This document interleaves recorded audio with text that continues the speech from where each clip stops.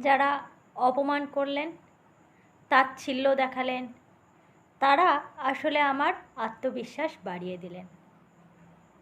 পিছনে হাসাহাসি করলেন যারা, তারা আসলে সবার সামনে সব সময় হাসি মুখে থাকার সাহস জোগালেন।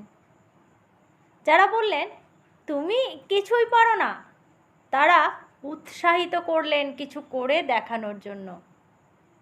অসময়ে হাত ছেড়ে দিলেন যারা, তারা আসলে স্বনির্ভর হওয়ার পাঠ দিলেন আমাকে। অধিকার থেকে বঞ্চিত করে জিতে গেছেন ভাবলেন যারা, তারা আসলে আমার হারের ভয়টা কাটিয়ে দিলেন।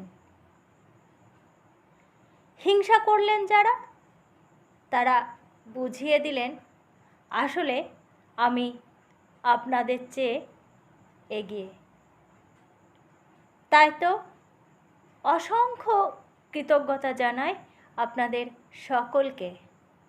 যেটুকু পারি পেরেছি সেটুকুর যোগ্য তো আপনারাই বানিয়েছেন।